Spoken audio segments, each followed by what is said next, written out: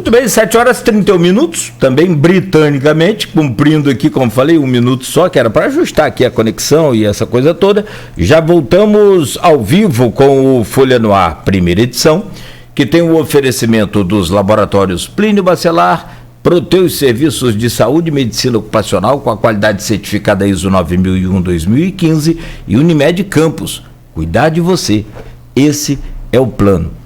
Temos o prazer de receber neste programa de hoje o João Amoedo, engenheiro, empresário, banqueiro, fundador do Partido Novo e candidato a presidente em 2018. Vem para bater um papo aqui ao vivo conosco na Folha FM e que muito nos honra. Obrigado, Amoedo, por aceitar o convite, obrigado por estar aqui hoje falando para a região norte, noroeste fluminense, através das ondas da Folha FM, claro, e para o mundo afora aí através da internet. Seja bem-vindo, João Amoedo, bom dia.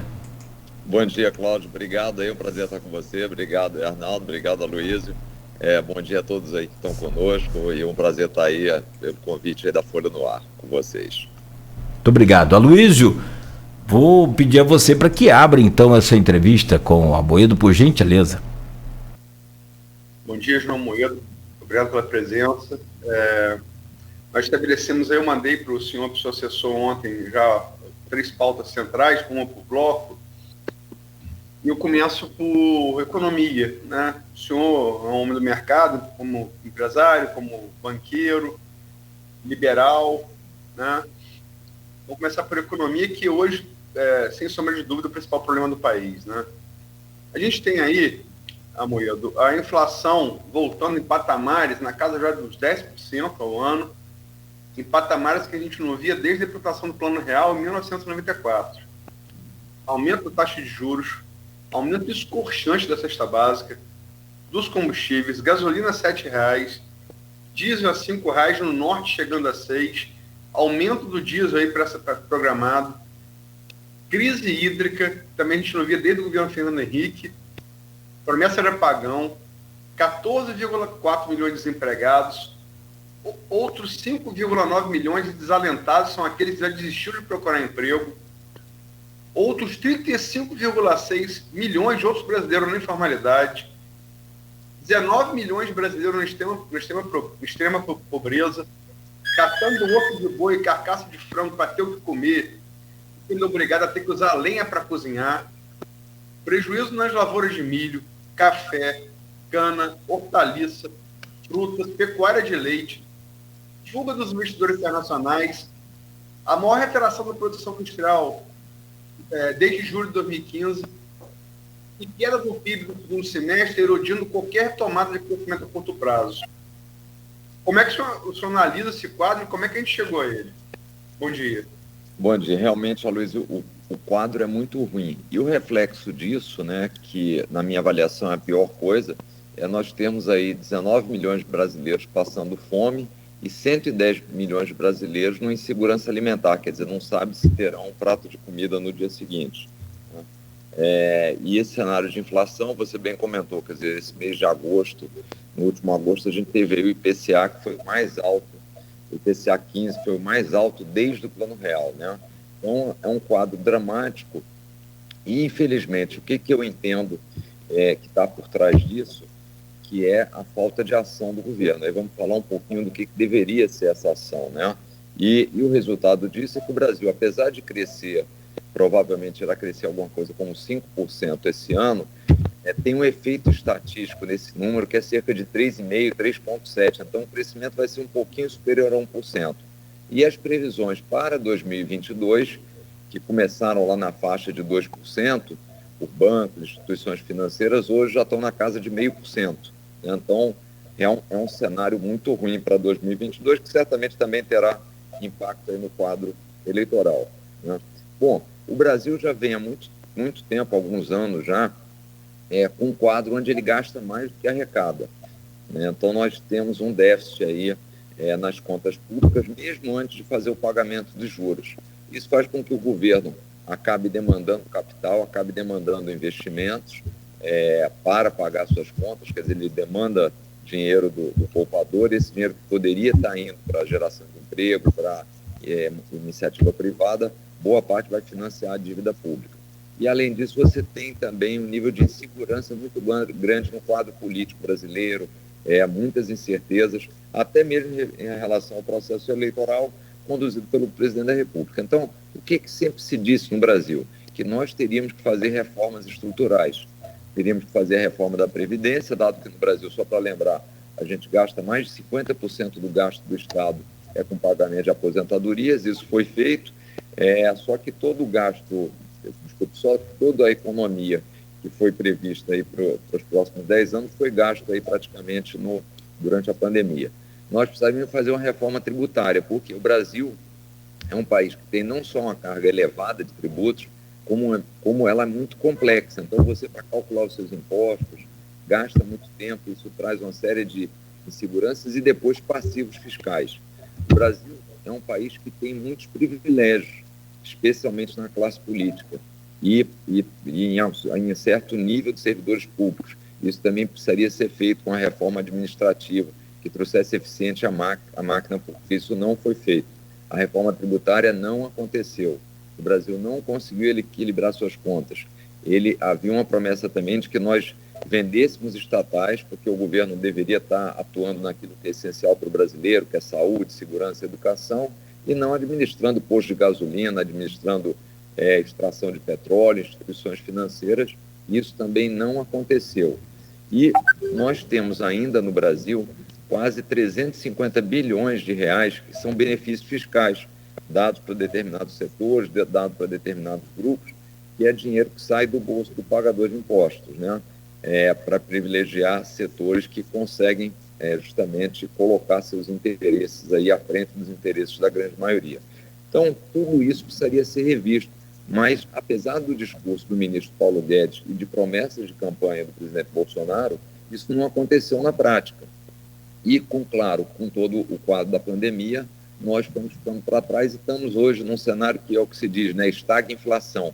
Você está estável, você não cresce e, ao mesmo tempo, você tem inflação. Então, apesar de não crescer, o Banco Central sobe a taxa de juros para desestimular a economia. Então, nesse cenário, como é que a gente vai gerar renda? Como é que a gente vai permitir que as pessoas tenham emprego quando o cenário é muito adverso? Então, eu volto a dizer, o que a gente deveria fazer seria implementar essas reformas, o governo privatizar, diminuir o ruído político, para que as pessoas pudessem ter segurança no Brasil para investir, não só os brasileiros, mas também aqueles investidores externos, né? Então, em razão de tudo isso, eu acho que nós temos um quadro muito preocupante. É o que a gente vê, esses sinais todos, não só na economia real, quanto nos mercados também. Dólar subindo, consequentemente sobe a gasolina, consequentemente há uma série, vamos dizer, um ciclo vicioso aí que nos impede de crescer e gerar renda. E só para terminar, quer dizer, o Brasil nos últimos 10 anos teve praticamente um crescimento negativo da renda per capita, né? Então, de novo, nós não estamos conseguindo combater a pobreza na medida em que o país não consegue gerar riqueza. Amoedo, o senhor já declarou que o ministro da Economia Paulo Guedes, que é o fiador, posto Ipiranga, o fiador da aposta liberal do mercado em Bolsonaro em 2018, palavras do senhor, abre aspas, é um caso totalmente perdido, fecha aspas. João Amoedo. Isso deu dois motivos. Primeiro, a falta de habilidade política e capacidade de execução. E o segundo é que, no lugar dele influenciar Bolsonaro, ele se bolsonarizou. Ocorreu o contrário.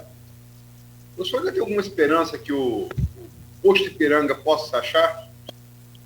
Eu não acredito. Como eu falei, quer dizer, Paulo Guedes sempre teve um bom discurso na linha liberal, na linha das reformas que precisavam ser feitas no Estado brasileiro, justamente para que as pessoas, e isso é importante dizer, que essas reformas liberais são para permitir que o empreendedor, especialmente o pequeno, possa sobreviver, e não apenas os grandes, num ambiente com pouca concorrência, né? Então, isso era para melhorar a vida das pessoas, gerar mais emprego. Então, ele sempre teve um discurso alinhado naquilo que eu acredito. Mas, infelizmente, na execução, foi muito ruim. Ele não foi capaz de colocar o Congresso para tratar esses temas como uma pauta prioritária, dar a velocidade que a gente gostaria. Então, a gente ultrapassou aí 1000 dias de governo e praticamente nada foi feito, com exceção da reforma da Previdência, que já vinha do governo Temer. E o ministro Paulo Guedes, inúmeras vezes, se comprometeu com várias coisas, e inclusive dando prazos. E nada disso aconteceu. E agora ficou claramente, para mim, transparente, de que ele mudou a chave. Ele passou a trabalhar com um objetivo, que eu brinco e falo isso um pouco do atalho, quer dizer, trazer propostas que têm como principal objetivo não resolver a vida do brasileiro, mas dar algum alívio temporário, único e exclusivamente com foco nas eleições de 2022, e não fazer as reformas estruturais que são relevantes, né? E como hoje as nossas contas públicas estão muito ruins, ele também tem pouco espaço. Então, ele hoje vive muito mais do discurso do que da execução, o que para um ministro que tem um país na situação que você bem descreveu, com todo esse quadro, é muito ruim. Então, eu não vejo ele mudando esse roteiro. O que ele vai tentar fazer é aumentar um ou outro auxílio emergencial, mas não serão reformas estruturais. Então, obviamente, para quem quer investir, fica a sensação de que nada mudou e, consequentemente, você não atrai recursos para reverter esse quadro, né? Então, eu reafirmo essa visão de que ele passou a ser muito mais um propagandista do governo. Quase que ele acho que ele está como no Ministério, ele está mais indicado no Ministério da Comunicação do que no Ministério da Economia, infelizmente. Bom, tem aqui no programa, Amoedo, um grupo de WhatsApp, né, justamente formado aqui por várias pessoas da nossa sociedade civil organizada, enfim, e também do blog Opiniões, que é do Aloysio. Eu vou tirar uma pergunta dessas aqui, postadas ontem para o senhor, que vem do Igor Franco, ele que é um especialista em finanças aqui na região, é professor da Uniflu e um dos bons nomes aí na defesa do liberalismo aqui na cidade. E ele faz a seguinte pergunta para o senhor: o Novo foi criado sob a bandeira do liberalismo político e econômico. Hoje, disputas internas com quadros conservadores e reacionários com mandato eletivo racham o partido. O liberalismo é viável no Brasil? Mesmo com pouco tempo de existência, será necessário realizar uma refundação do partido? Cláudio, muito bom ponto levantado pelo Igor. Primeira coisa, eu diria que o liberalismo não é só viável, como ele é muito necessário no Brasil. E é importante quem está nos assistindo entender isso, porque muita gente diz o seguinte: bom, o Brasil é um país muito pobre, como é que nós podemos reduzir o tamanho do Estado num país que tem tantas carências? O problema é que o Estado brasileiro, isso que é fundamental, ele cresceu e inchou não para atender os interesses do cidadão, ele cresceu e inchou para atender certos grupos privilegiados, para atender a classe política que se perpetua no poder. E todo esse crescimento deixou um ônus para o cidadão brasileiro. Então, é aquilo que eu comentei aqui. Nós temos estatais que são muito pouco eficientes, mas são utilizadas como cabide de empregos da classe política que quer se perpetuar no poder. Nós temos incentivos fiscais de 350 a 360 bilhões de reais, que são 10 vezes o volume do Bolsa Família. Então, há uma inversão nesse nosso processo. É um Robin Hood às avessas. Ele concentra a renda para quem mais tem, tirando daquele que precisa. E qual é a ideia do liberalismo? A ideia do liberalismo é que o Estado, de novo, coloque o cidadão no centro do poder. Tire poder do grupos de privilégio, grupos de interesses, para trazer para o cidadão. É óbvio que nós precisamos de um Estado eficiente, de um Estado que possa atender os mais pobres através de programas sociais que funcionem, mas que também, principalmente, crie um sistema educativo que as pessoas possam crescer, que dê liberdade para elas empreenderem, sem uma carga tributária tão complexa, tão difícil, que você acaba fazendo e viabilizando única e exclusivamente nos grandes grupos, né, o que faz com que diminua a concorrência. A gente precisa de uma economia mais aberta, onde você não dê tanta proteção de tarifas alfandegárias para que eles tornando os produtos brasileiros para o seu consumidor tão elevados, né? O novo, a minha avaliação é que ele está muito consciente dessa pauta econômica. As grandes desavenças que existem no partido hoje estão mais ligadas a um apoio político ou não ao presidente Bolsonaro. Enquanto o partido se declarou como oposição, inclusive a favor do impeachment do presidente, a bancada federal, que eu diria que é o grupo de mandatários mais relevantes do Novo, esse grupo não se coloca majoritariamente favorável ao partido se colocar como oposição e a favor do impeachment. Então, isso, né, do meu ponto de vista, e como filiado e como eleitor, cria uma dubiedade. Afinal de contas, esse partido é oposição a esse governo ou esse partido apoia esse governo? Eu acho que, como eu comentei aqui anteriormente, talvez fosse uma dúvida que pudesse existir nos primeiros 6 meses, quando você fica esperando que as promessas de campanha sejam cumpridas. Mas passado aí 1000 dias, tendo visto tudo que foi feito e principalmente o que não foi feito, o desempenho do governo, do presidente durante a pandemia, esse quadro econômico, na minha avaliação, nada justifica ainda não ter uma postura de oposição em relação ao governo. Amoedo, bom dia. Em 2018, o senhor chegou em 5º lugar na corrida presidencial com 2,6 milhões de votos, mais da metade de Geraldo Alckmin, né, foi o 4º com 5 milhões, Ciro Gomes em 3º, teve 13,3 milhões de votos. Haddad ficou em 2º, né, com 31,3 milhões, e Bolsonaro primeiro com 49,2 milhões. Na campanha, seu programa de privatização incluía até o Banco do Brasil e a Caixa Econômica Federal. Isso não gerou suspeita, dado seu passado na direção dos bancos privados BBA, Creditanstalt e Itaú Unibanco? Como ficariam, aí a gente inclui também essa pergunta, como ficariam programas sociais importantes financiados pelo BB e pela Caixa, como Minha Casa Minha Vida, o FIES, o Pronaf, o PET e o Bolsa Família, rebatizado por Bolsonaro de Auxílio Brasil? Arnaldo, essa é uma boa questão. Eu continuo totalmente favorável à privatização da Caixa e do Banco do Brasil. Eu entendo que esses bancos privatizados teriam eficiência maior na sua atuação. A gente tem visto que a iniciativa privada ela tem um grande incentivo para cuidar bem dos seus negócios. Por quê? Porque se ela não cuida bem das suas empresas, se não faz uma boa gestão, se não entrega um bom produto para o cliente, ela não dá resultado. E quando ela não dá resultado e não tem dinheiro público, porque os investidores, os acionistas são privados, ela fecha, ela quebra. Então, esse é o maior estímulo para que as empresas com gestão das pessoas seja muito mais eficiente do que aquela com gestão do Estado. Porque quando a gente viu isso, por exemplo, no caso da Petrobras, quando há prejuízos, no final esse prejuízo acaba sendo dividido pela população. Então, a minha avaliação é que essas empresas privatizadas seriam mais eficientes e isso aumentaria a concorrência no segmento financeiro, fazendo que a gente pudesse ter ainda resultados melhores para o consumidor. Então, eu continuo defensor dessa tese. Os programas assistenciais são importantes, especialmente o Bolsa Família. Eu sempre fui um grande defensor do Bolsa Família. A única coisa sempre que eu pontuo é que o sucesso do programa deve ser não pela quantidade de pessoas que ele atende, mas pela quantidade de pessoas que ele deixa de atender, porque isso mostra que a pessoa, a partir de um determinado momento, conseguiu montar o seu pequeno negócio, conseguiu um emprego e não está mais dependente daquilo. Então, acho que essa é a única ressalva que eu faço.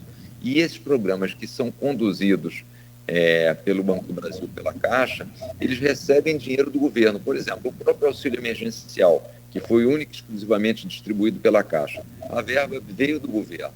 Essa verba poderia ter sido direcionada para qualquer banco, qualquer instituição, e qualquer instituição poderia ter feito esse trabalho pelo governo, até talvez melhorasse para o cidadão, que a gente viu isso, assistiu durante a pandemia, pessoas fazendo fila na Caixa Econômica para receber o auxílio. Se ao invés da Caixa apenas, tivéssemos o Banco do Brasil, uma instituição privada, o Bradesco, o Itaú, determinados bancos participando disso também, seria melhor serviço. Então, acho que os produtos, os serviços podem sim continuar suportados pelo governo, mas não necessariamente com exclusividade para os bancos públicos, porque isso também é uma armadilha dos nossos políticos, né?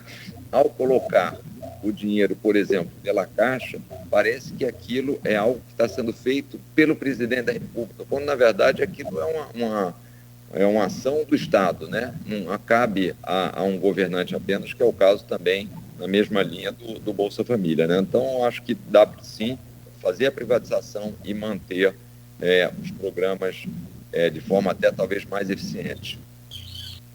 Samuel, outra polêmica de privatização que estava na sua proposta para 2018, que volta e meia entra no debate, voltou agora ao debate, é a da Petrobras.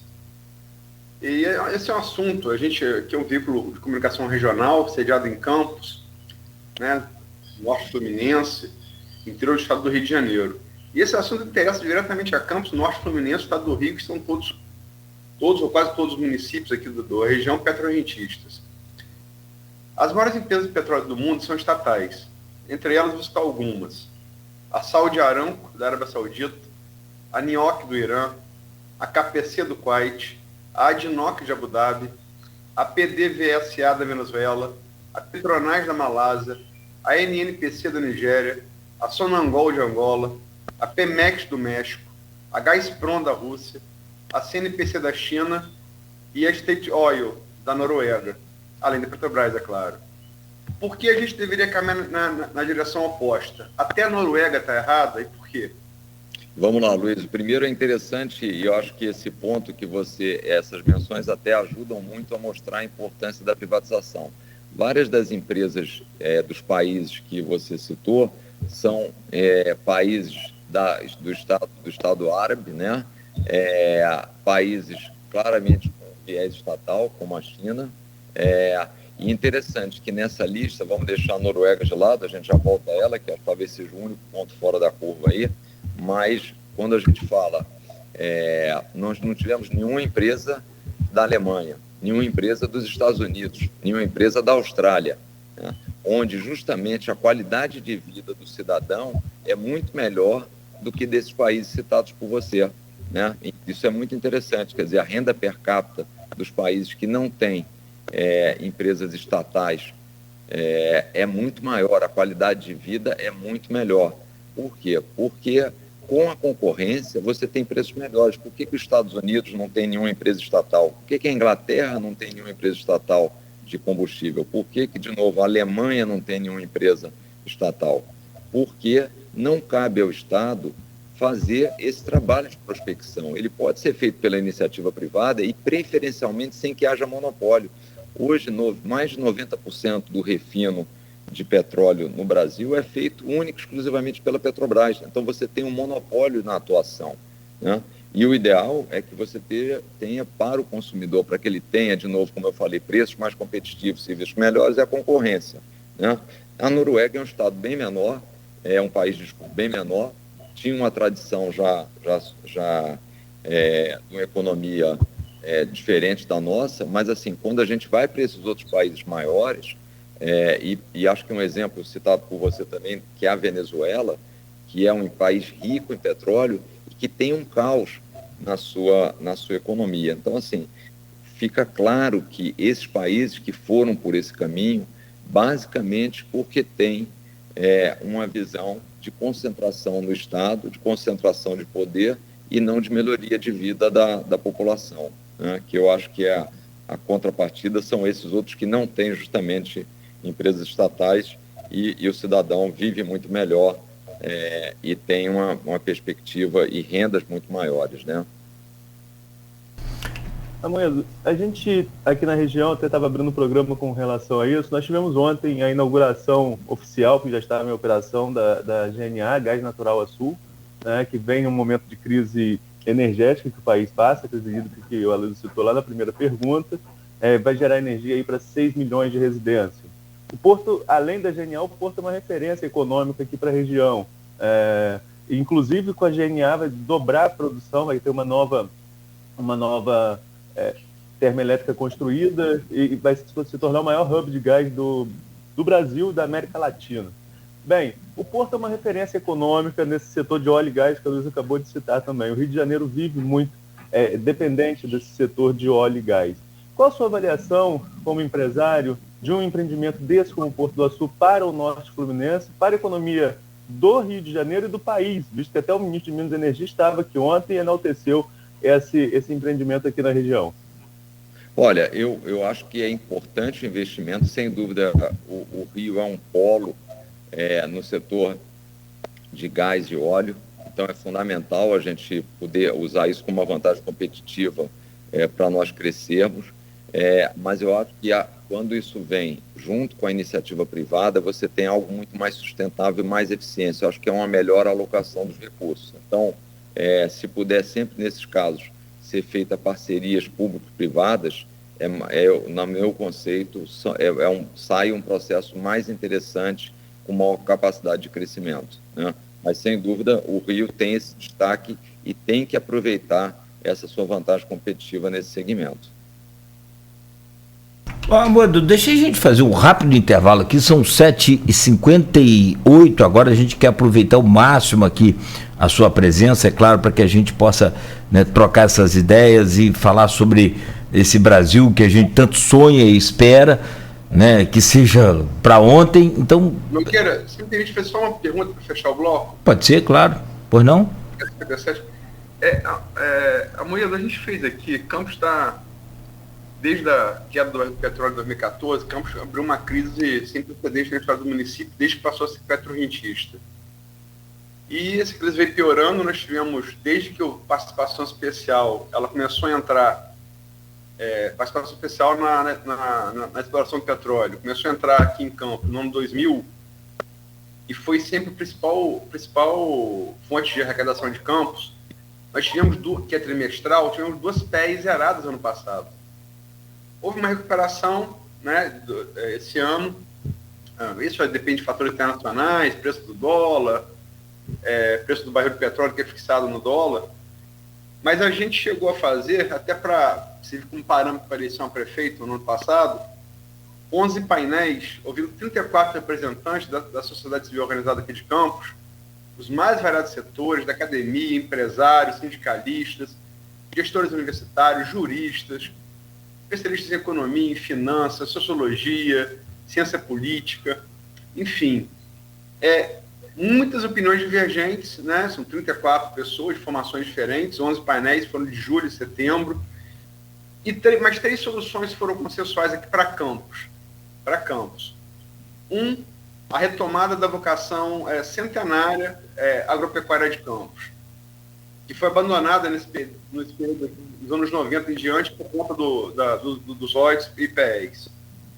2, a parceria com o polo universitário que Campos que é uma herança boa desse tempo de royalties. Campos se tornou um polo universitário. E 3, a compra integral para o Pegrão Eletrônico. Aí do Rio, como é que você analisa a questão de Campos e você concorda com essas 3 alternativas e teria outra a propor? A primeira, Luiz, qual foi que você falou? Você falou da parceria com o polo universitário, o pregão eletrônico, que a primeira é retomada da vocação agropecuária, que foi abandonada a partir da entrada do dinheiro dos royalties nos anos 90, só que sustentou Campos, foi o nosso principal eixo econômico, do século XVII até 1990. Eu gosto muito das 3. Se eu tivesse que acrescentar mais uma, até aproveitando a questão do polo universitário, que é algo assim, fundamental hoje no mundo, é um processo de mais inclusão digital, quer dizer, geração de tecnologia, geração de software. Quer dizer, eu acho que o Rio de Janeiro, e aí falo Campos, mas o Estado como um todo, acho que o Rio poderia sim ser, como a gente brinca, tem nos Estados Unidos, lá um Vale do Silício, quer dizer, o Rio poderia ser um lugar para formação nessa área tecnológica, de um ambiente mais digital, quer dizer, geração justamente de software, usando a inteligência que existe das pessoas no Estado, um preparo para isso. Então, eu acrescentaria apenas esse 4º polo, mas acho que é um ótimo caminho, porque, de novo, acho que sempre esses programas e a estrutura que você faz tem que ser baseada nas suas vantagens competitivas, né? Acho que o ponto de partida é esse. Então, acho que foi muito bem acertado os pontos que vocês levantaram aí. Não, o Aloysio saiu aqui daí, mas eu acho que fechou a sua câmera aí. Deixa eu reconectar aqui o Aloysio, João. Mas perfeito, concluído o seu raciocínio, a gente faz um intervalo então rápido e já a gente volta a conversar com o empresário João Amoedo, aqui ao vivo no Folha no Ar, primeira edição, o oferecimento da Unimed Campos, cuidar de você, esse é o plano. Laboratórios Plínio Bacelar e Proteus, serviços de saúde e medicina ocupacional com a qualidade certificada ISO 9001-2015.